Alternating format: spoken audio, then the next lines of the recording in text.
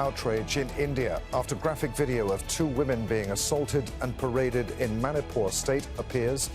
Ethnic violence in the region and the government's role is now getting nationwide attention. But will there be any impact on women's rights or on the governing BJP? This is Inside Story.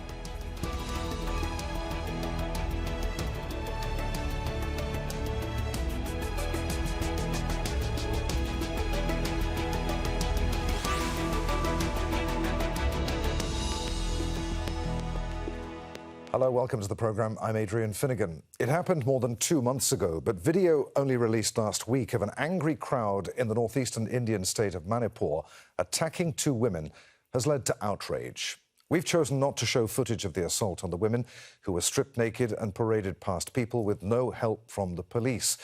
The governing BJP is also in charge of the state, and changes that it's made to tribal land rights there have been behind the region's recent ethnic unrest. So, will this have any impact on Prime Minister Narendra Modi's BJP with elections next year? Could it have any influence on women's rights in India? We'll get to our guests in just a moment. But first, a report from Sarah Khairat.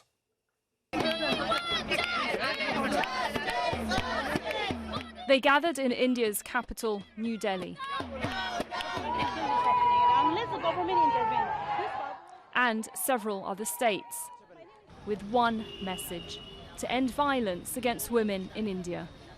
A graphic video showing two women from the minority Kuki community being paraded naked in public by men from the majority Meiteis community has caused nationwide outrage. The sexual assault happened back in May in the Indian state of Manipur, but the video only surfaced on Wednesday. Many have called out India's Prime Minister Narendra Modi for not speaking out against the ethnic tension and violence in the region. Since 2 months, he's always in the silent, but because of a small video viral, he has come out and blaming Meiteis communities. But he's not looking at the current situations, the burning of Meiteis houses by the Kukis and the tortures and the killings by the Kukis. Prime Minister Modi has called the Manipur assault shameful and says the law will come down hard on the abusers. My heart is full of pain, filled with anger. The Manipur incident, which has come to light, is a shameful incident for any civilized society. Police have arrested several suspects, but locals say it's not enough. The ethnic tension in the region got worse earlier this year after a court recommended the majority Meiteis get the same extended benefits enjoyed by the minority Kukis. Manipur state lies on the border with Myanmar. The Kuki community is demanding a separate state.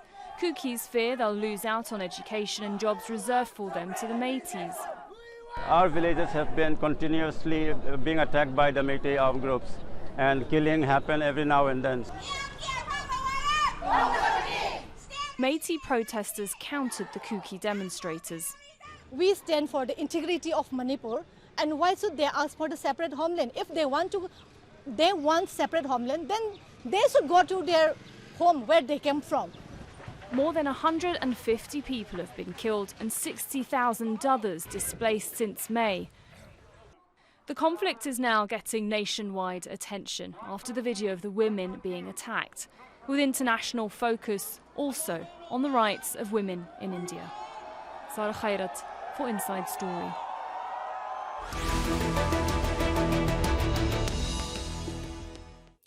Let's bring in our guests. We're joined from the Indian city of Guwahati by Tora Agarwala, an independent journalist who covers India's northeastern region. From Bengaluru, we're joined by Mohan, Krishna, a spokesperson for India's governing BJP, or the Bharatiya Janata party. And we have Binalakshmi Nepram, convener at the Northeast India Women Initiative for Peace.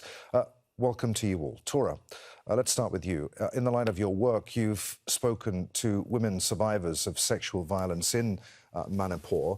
What did they tell you? Hi, thanks for having me here. I was in Manipur last week trying to meet women specifically who had faced extreme violence in the hands of mobs. this was before the viral video had emerged, and when I had gone there, there was an extreme silence, and maybe you could call it a lack of acknowledgement that such things had happened. But when I went to Manipur and I traveled across the state, I was able to meet 4 women who recounted in excruciating detail about the assault that had happened to them. They told me, these women, some of them were as young as 18 or 19 years old. I even met one of the women who is part of who was seen in the viral video. So, first of all, I'd like to say that, it must have been so difficult for them to even recount and relive these traumatic experiences they went through. But they managed to do it, and they told me everything that happened to them. Strikingly, in 2 of these cases, women were also part of the mobs that attacked them. While women may not have been physically involved in attacking them, they did egg the men on to attack these women. These were one of the stunning details that came out while I spoke to these survivors. They are currently, some of them, 2 of them I met are in relief camps, and 2 of them are with their families. But even 2 months after this incident, they're still trying to come to terms with the assault they faced. Tora, was this incident, the one that went viral in this video, was that an isolated incident, or is sexual violence against women in Manipur much more prevalent? In this particular conflict, the viral video which emerged is just one incident which happened. I met women who had faced assault in 2 more incidents, separate incidents, which happened on separate days, one on the 4th of May and the other on the 15th of May. These women, in one case, 2 women were dragged out of their hostel in the capital city of Imphal in Manipur, and beaten brutally by a mob in broad daylight. In the other, a girl was, this was on the 15th of May, a girl was abducted by a gang of men from a Muslim neighborhood, and she was put inside a car and brutally assaulted in 3 different locations across Imphal. The girl managed to escape very miraculously, but these incidents happened in Imphal on 3rd of May, on 15th of May, on 4th of May and on 15th of May. And there's even one more incident which there's been a police complaint filed about 2 girls who were allegedly raped and murdered, again in Imphal on the 4th of May. These girls' bodies are still in the morgue, and the families haven't been able to claim it. But the families have heard from eyewitnesses that these girls were brutally assaulted by men inside a room in the car wash they worked in, and killed thereafter. So it's not just the one viral video we've all seen. There are at least from my interviews and from my reporting, there are at least 3 more incidents which have happened. I'll come to Mohan in just a moment. But first, Binalakshmi, what are these recent attacks against women and the ethnic violence itself in Manipur? Tell us about the state of human rights right now in India. Yes, absolutely. What has happened in the state of Manipur to women is an assault on India. It's an assault on the democratic fabric of India, and it is one of the darkest times in the history of Manipur. Having said that, we also know that this sexual violence against women did not happen just on 3rd and 4th of May.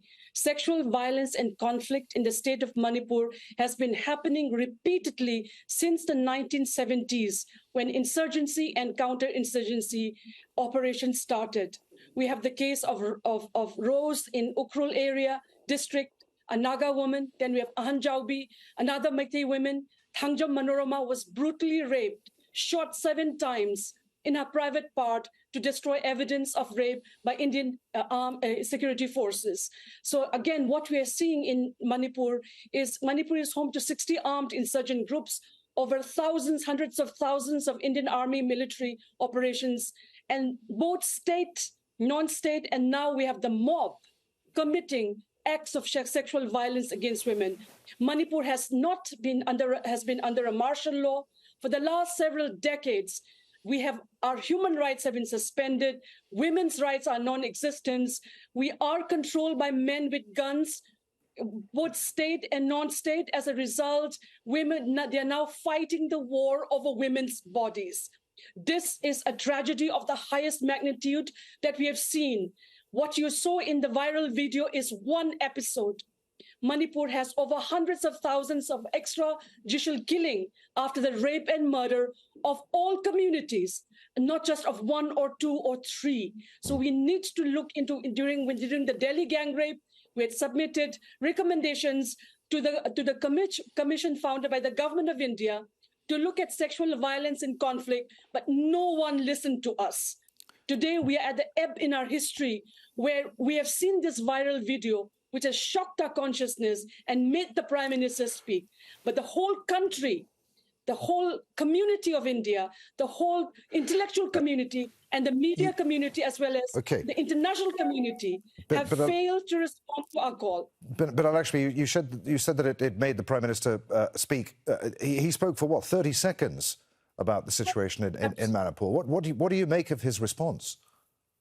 Yes, absolutely. We are not convinced that he is sorry about what happened.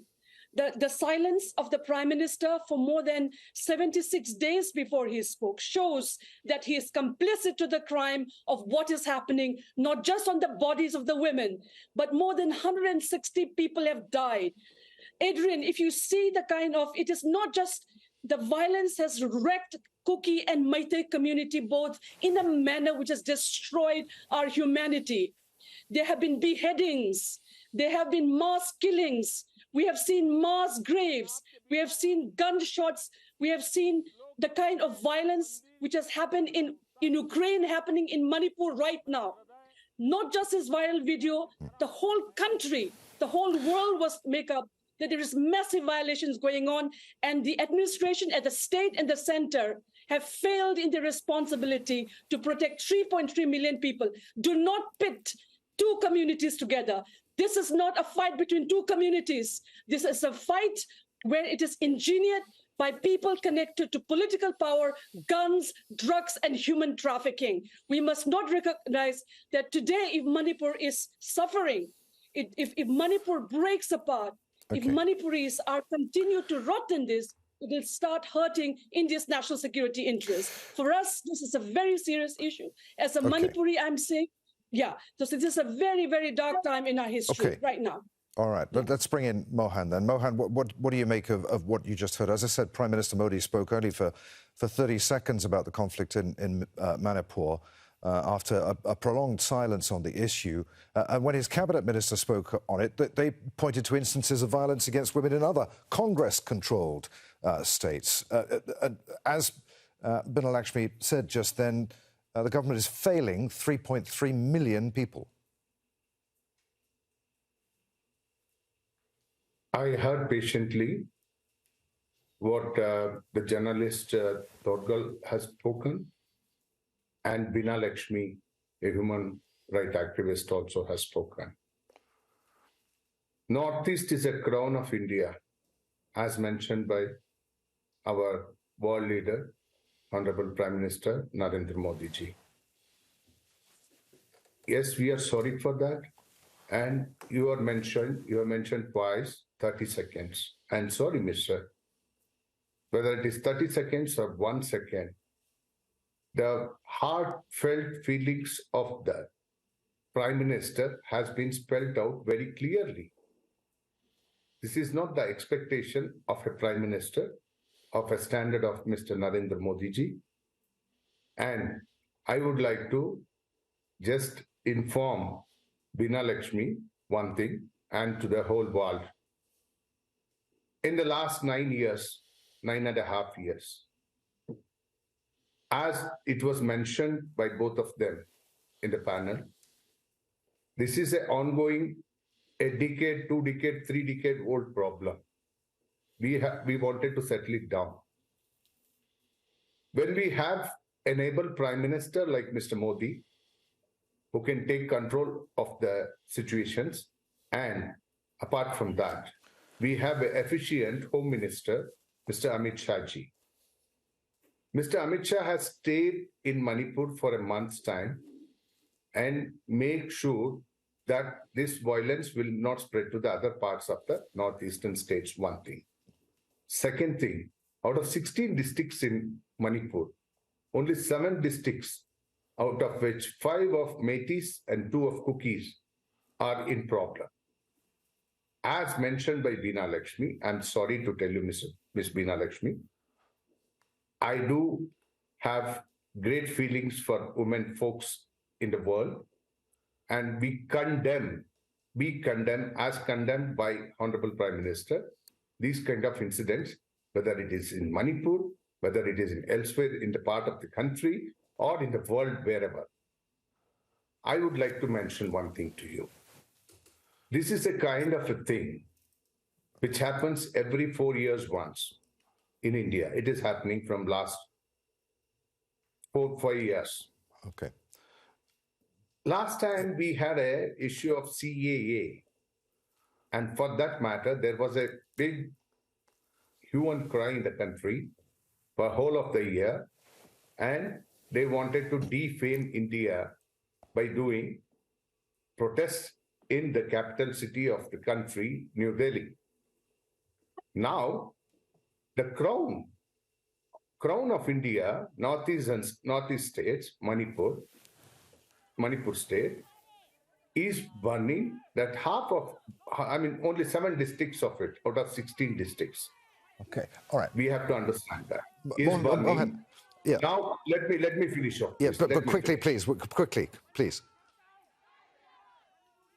Now that the development is taking place from past 9.5 years, where they have seen the roads, where they are seeing the connectivity, whether it is air, road, or whatever may be, and the kind of facilities extended towards the northeastern states.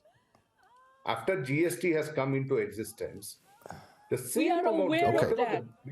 We are aware of that. Please, I did not disturb you. No. I did not disturb. Yes, but you've had more time. Mohan, you've spoken for longer than both Binalakshmi and Tora did. So please bring your point to a conclusion as quickly as possible so that we can continue. My point is very simple. We are on the development path, and the other people in the country, they want to defame India. We will not leave. We are capable. We have efficient home minister. We have able administrator like Mr. Narendra Modi. We will bring it into control, this 7 districts, and we will not spread it. Okay. And we condemn. We condemn with wholeheartedness that this we get kind the point. of But all right, let's get it. Binalakshmi, yes, please. Yes, yes, absolutely. We're aware that some good developments have happened in Manipur, said by a former panelist. But then how come Kukis and Meiteis, who have never fought in our history, I had Kuki childhood friends, I have Kuki teachers, how come that violence have been engineered to ensure that 2 ethnic communities are killing each other, number 1. Number 2, the violence in Manipur has spread over to Mizoram. Today, in the last 24 hours, Meiteis in Mizoram has been asked to vacate. Otherwise, harm will be done to them by a former militant group. So the violence which has started in Manipur has been spreading, number 1. Number 2, how come violent extremist groups, vigilante groups are coming up in the last couple of years under the watchful eyes? For us as citizens of our country, whoever party rules, it's okay. All we're saying is to please do good governance. How come that our lives, our politics, our democracy is controlled by mobs, by men with guns and men who have violent extremist thoughts, which is painting one community in xenophobic, violent terms, which has allowed people to think they can rape, parade naked burn, behead our children, our young boys and our young girls. There are many, many Meitei young girls who have also been assaulted for the last many, many years.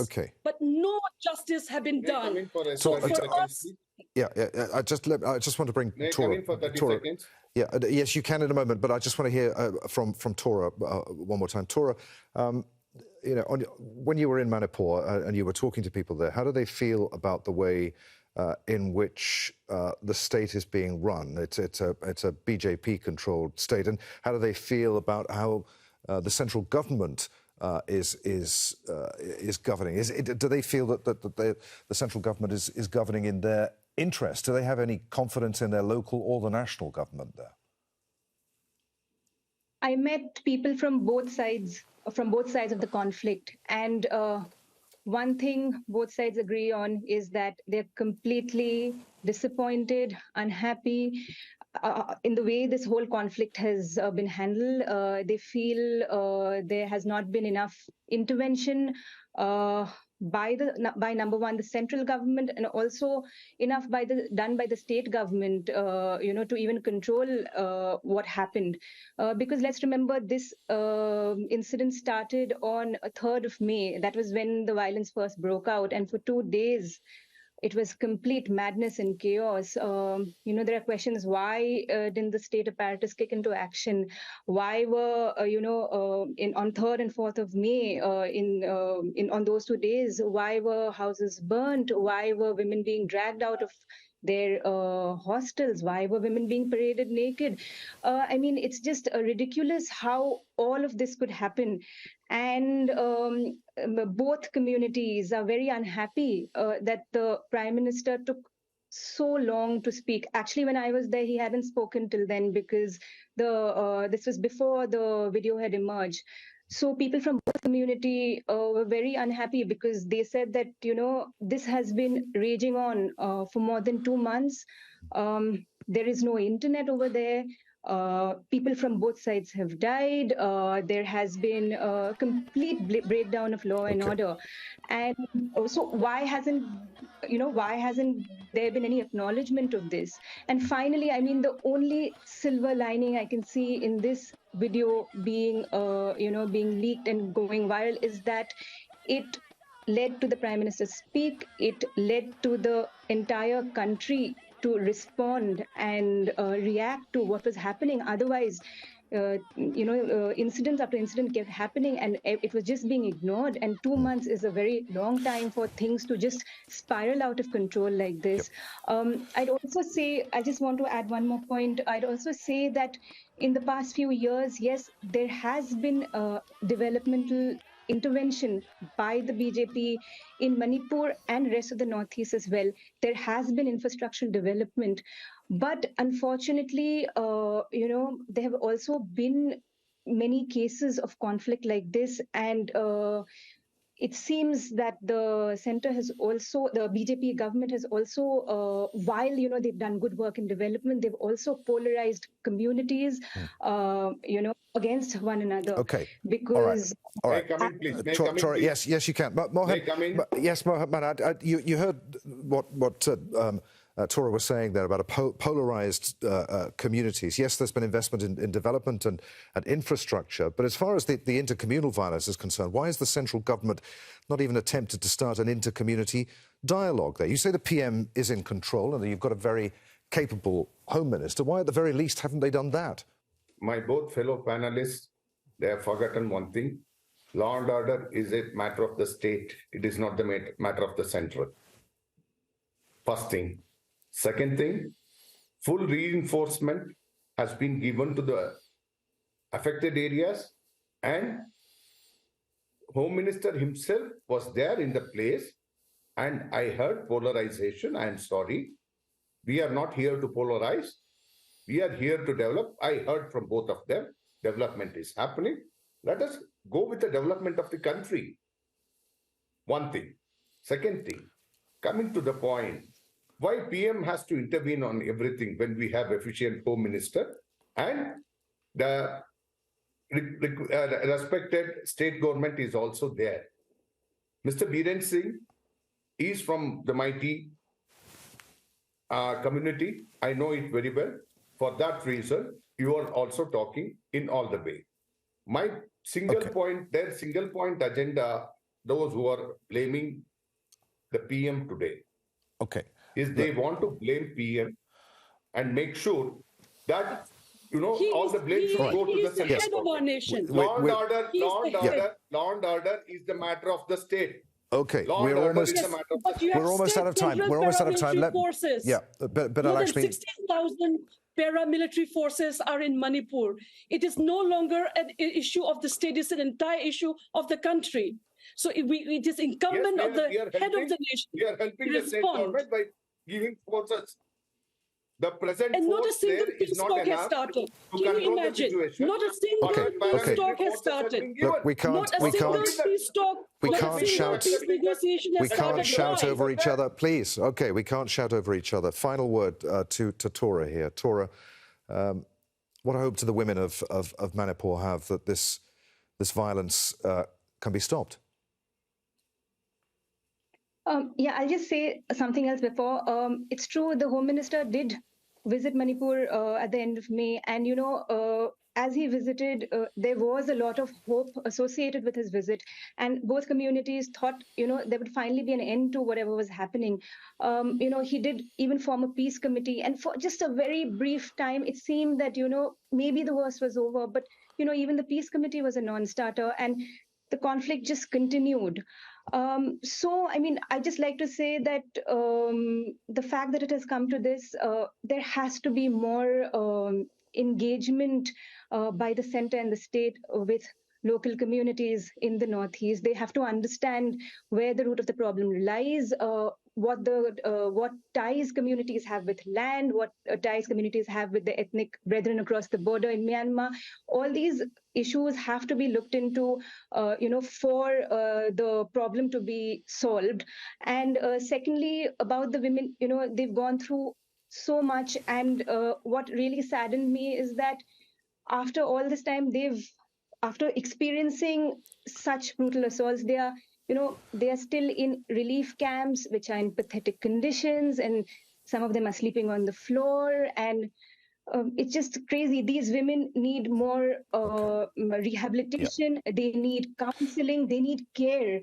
And, as I said before, the only good thing of this out of this viral video that people are now taking attention. I'm sorry to interrupt you, but we are out of time, and I know Mohan wanted to come back in. Many apologies to you, Mohan, but the news waits for no one, and so we've got to finish. Thank you so much for talking to us today, Tora, Agarwala, Mohan, Krishna, and Binalakshmi, Nepram. And as always, thank you for watching.